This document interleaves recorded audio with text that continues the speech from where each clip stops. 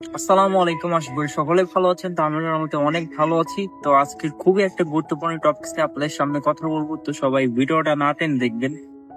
ইদানিং আমি দেখতেছি যে অনেকে আমাকে ফোন দিচ্ছেন, মেসেজ করছেন হোয়াটসঅ্যাপে যে ভাইয়া রাশিয়া থেকে বাংলাদেশি স্টুডেন্টের জন্য কি মস্কোতে ব্যান করছে ইউনিভার্সিটি থেকে।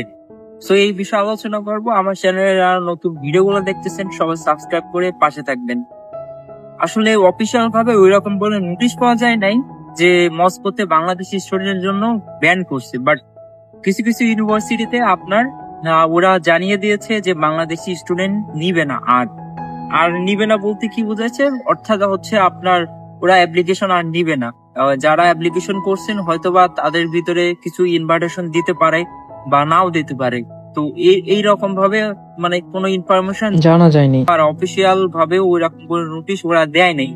জাস্ট ওরা মানে বলছে যে বাংলাদেশ স্টুডেন্ট আর নিবে না মস্কোতে।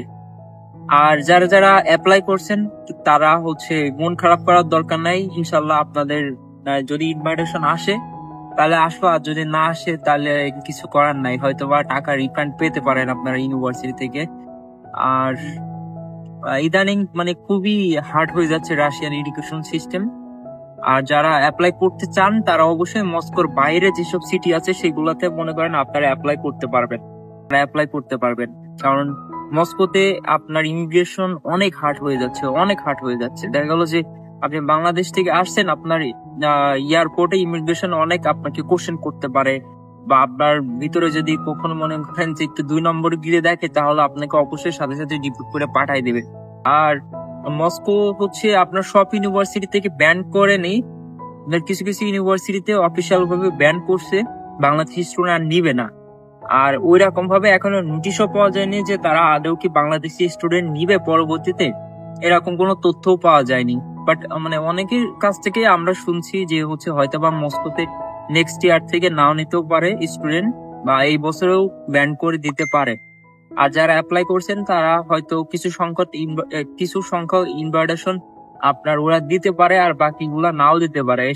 এটা আসলে ইউনিভার্সিটির উপর ডিপেন্ড করতেছে আর ইমিগ্রেশনের উপরে ডিপেন্ড করতেছে। কারণ ইমিগ্রেশন যদি আপনার যে তথ্য দেয় ইউনিভার্সিটিতে সেটা আপনাকে জানাই দেবে, কারণ ইউনিভার্সিটির এখানে কোনো হাত নেই। কারণ ইমিগ্রেশন থেকে আপনাকে যেটা বলা হবে সেটা আপনাকে অবশ্যই বলবেন, কারণ ইমিগ্রেশনের বাইরে ইউনিভার্সিটি কিছু না। ঠিক আছে। আর মানে যদি আপনারা অ্যাপ্লাই করতে চান অবশ্যই আপনারা চেষ্টা করবেন মস্কোর বাইরে যেসব সিটিগুলো আছে সেগুলোতে অ্যাপ্লাই করার জন্য, কারণ আপনাদের ইনভাইটেশন পেতে কিন্তু অনেক ভালো হবে। আর আমি গত একটা ভিডিওতে আপনাদেরকে বলেছি যে বর্তমানে রাশিয়াতে কিন্তু আপনার অ্যাডভান্স টিউশন ফি পে করা লাগতেছে।